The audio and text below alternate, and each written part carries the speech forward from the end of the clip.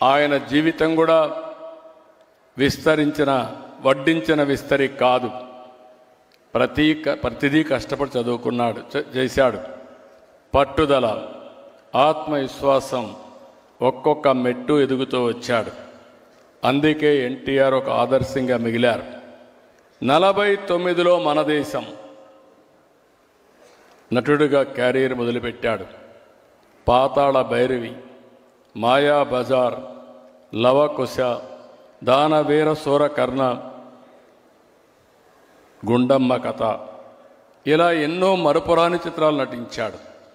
దేవుళ్ళు చూడలేదు కానీ శ్రీరాముడు ఎట్టుంటాడో, శ్రీకృష్ణుడు ఎట్టుంటాడో, కర్ణుడు ఎట్టుంటాడో చూడాలంటే అది ఎన్టీఆర్ రూపంలోనే మనం చూస్తున్నామని చెప్పి కూడా నేను మీకు తెలియజేస్తున్నా. ఒక సినిమాల్లోనే కాదు, ఒక రాజకీయాల్లో ఒక ఆదర్శ నేత. ఏ దేశానికి సంక్షేమ కార్యక్రమాలు ఇవ్వచ్చని చెప్పినటువంటి నాయకుడు నందమూరి తారక రామారావు గారు. ఆ రోజుట్లో 2 రూపాయల కేజీ బియ్యం, సగం ధరకే చీర దోవతి, 50 రూపాయలకే హెచ్పి కరెంట్ ఇవ్వడం, ఇలాంటి పేదవాళ్ళందరికీ పక్కా ఇళ్ళు కట్టడం 1-2 కార్యక్రమాలు కాదు, అనేక కార్యక్రమాలు చేశాడు. అందుకే మనం అందరం గుర్తుపెట్టుకోవాలి, ఎన్టీఆర్ అంటే రాజకీయాల్లో ఒక సంచలనం, ఎన్టీఆర్ అంటే ఒక ఉత్తేజం, ఉత్సాహం, ఎన్టీఆర్ అంటే ఆవేశం, ఆత్మాభిమానం, ఎన్టీఆర్ అంటే రామరాజ్యం, పేదల సంక్షేమం, ఎన్టీఆర్ అంటే నాటికి నేటికి ఎప్పటికీ తెలుగు జాతి వైభవం.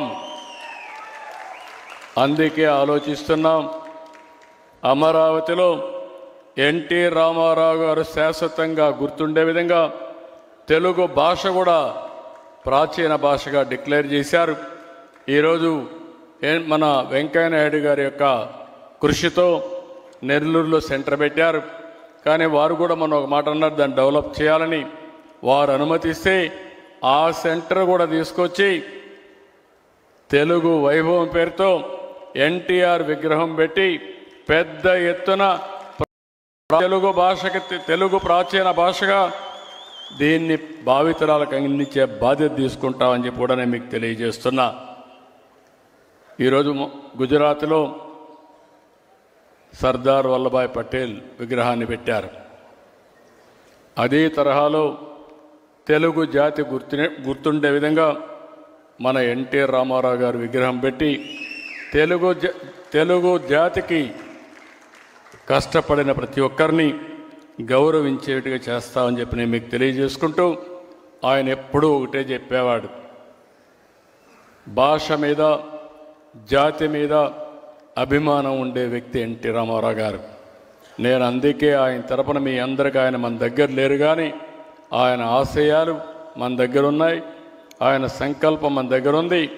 ప్రపంచంలోనే తెలుగు జాతిని నెంబర్ 1 చేసే బాధ్యత తెలుగుదేశం పార్టీ తీసుకుంటుందని చెప్పి మీ అందరికీ విజ్ఞప్తి చేస్తూ, ఇప్పుడే మీరు చూశారు, ఆ రోజు ఒక ఉద్యమం చేస్తే 2024లో సైలెంట్ ఉద్యమం. నేను చాలా ఎన్నికలు చూశాను కానీ 94% స్ట్రైక్ రేట్తో 57% ఓట్లతో గెలిపించిన ఏకైక ఎన్నిక ఆంధ్రప్రదేశ్ చరిత్రలో 2024. అది ఎన్డీఏ పై నుండి అభిమానం.